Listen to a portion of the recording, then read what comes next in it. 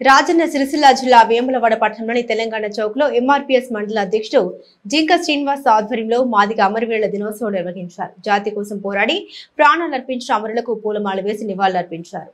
వారి త్యాగాలను కొనియాడారు. ఈ సందర్భంగా వారు మాట్లాడుతూ ఎంఆర్పీఎస్ రాష్ట్ర అధ్యక్షుడు మందకృష్ణ మాదిగ పిలుపు మేరకు జాతి కోసం ప్రాణాలు అర్పించిన వారిని నివాళులర్పించామని, ఏబీసీడీ వర్గీకరణను పూర్తి స్థాయిలో అమల్లోకి తీసుకురావాలని, మాదిగ మాల తదితర ఉపకులాలకు అందరికీ న్యాయం చేయాలన్నారు.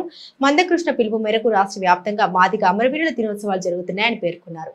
ఈ కార్యక్రమంలో రాష్ట్ర నాయకులు ఆవునేరి ప్రభాకర్ మాదిగ, గుండా థామస్ మాదిగ, బొడ్డు రాములు, సీనియర్ ఎంఆర్పీఎస్ నాయకులు గుడిసె మనోజ్, జింక శ్రీకాంత్, కొమ్ము శంకర్, రవి, భాస్కర్ తదితరులు ఉన్నారు.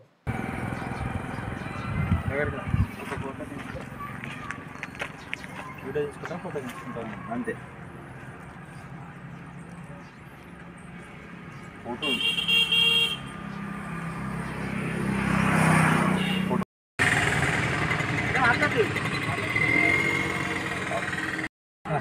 మాదిగ అమరవీరులను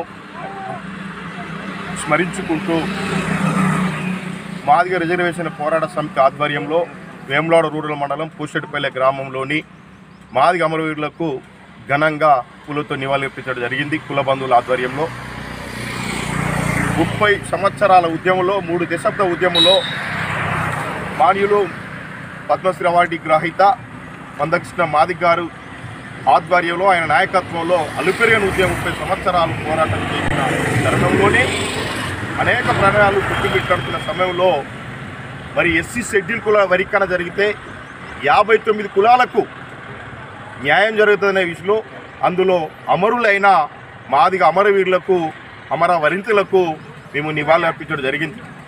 ఏదైతే 2023 ఆగస్టు 1 తారీఖు నాడు సుప్రీంకోర్టు తీర్పు ఏమైతే ఇచ్చిందంటే ఎస్సీ షెడ్యూల్ కుల వర్గీకరణ ఆయా రాష్ట్ర ముఖ్యమంత్రులు ఆయా రాష్ట్రాల్లో చేసుకోవచ్చని ఇచ్చిన దాన్ని స్వాగతిస్తూ మరి మందకృష్ణ మాదిగ గారి సుతను ఎస్సీ షెడ్యూల్ కుల వర్గీకరణ సాధించుకున్నాం కాబట్టి అది అమరవీరులకే మనం అంకితం చేస్తున్నామని చెప్పి మాట ఇవ్వడం జరిగింది.